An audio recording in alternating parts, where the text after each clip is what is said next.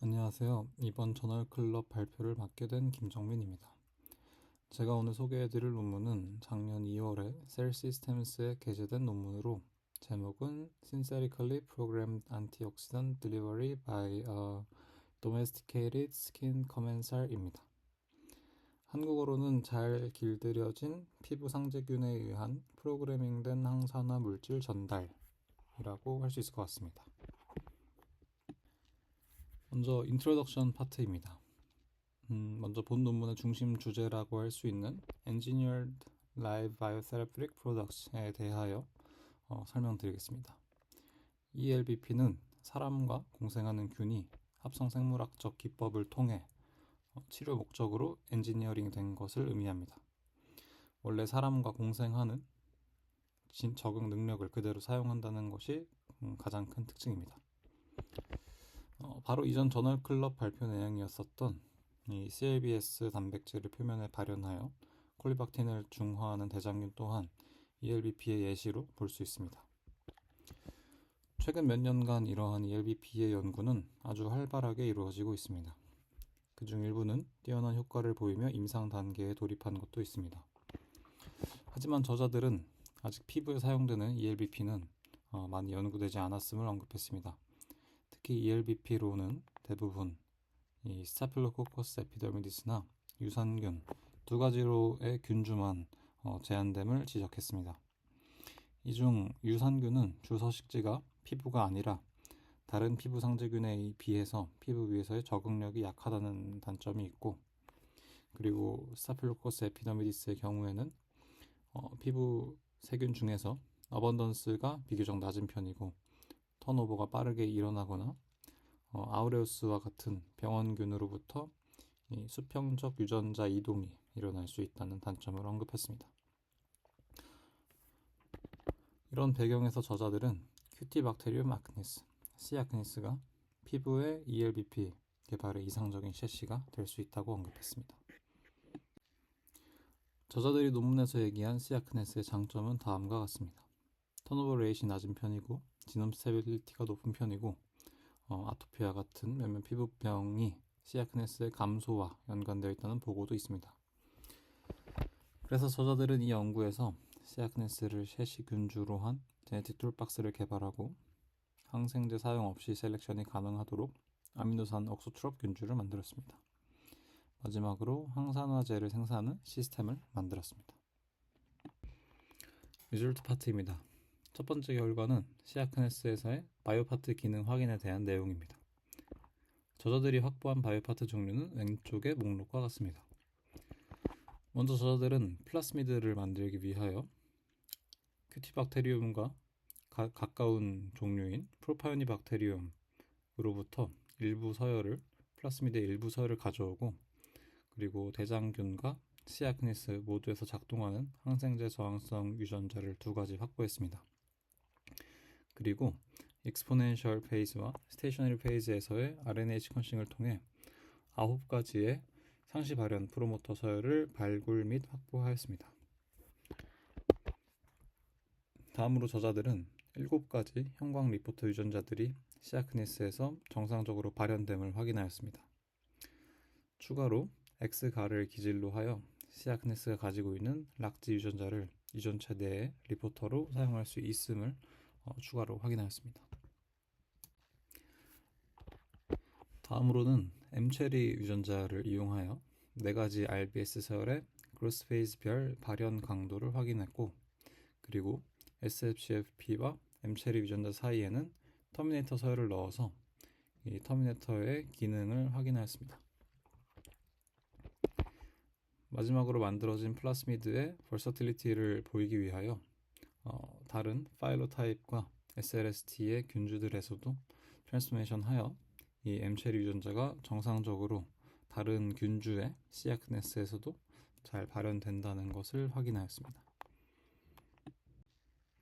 두 번째 결과는 크리스퍼 인터피어런스, 크리스퍼I를 이용한 옥스트로피 균주 개발을 위한 빠른 프로토타이핑입니다. 저자들은 바이오 컨테인먼트를 목적으로 특정 아미노산의 공급 없이는 생장할 수 없는 옥스트로프 균주를 개발하려고 했습니다. 먼저 후보 유전자들을 확인하기 위해 cas9 기반 지놈 에디팅을 시도하였으나 트랜스포먼트의 수가 적어서 실패하였고, 이후에는 프로모터 서열을 바꿔 cas9의 유전자 발현량을 낮춰봤지만 이때는 너무 낮은 에디팅 효율로 또 트랜스포먼트를 얻지 못하였다고 합니다. 그래서 저자들은 dcas9을 이용해서 우선 non-lethal 어프로치로 진행을 하였습니다. 대략적인 스킴은 다음과 같습니다. 크리스퍼R을 통해 특정 대사 유전자의 발현을 낮췄을 때 해당 균주가, 그러니까 특정 아미노산 합성 유전자의 발현을 낮췄을 때 넉다운된 균주가 대응되는 아미노산 없이 생장할 수 없다면 그 유전자는 딜리션 되었을 때 아마 옥소트롭 균주가 될 가능성이 큽니다.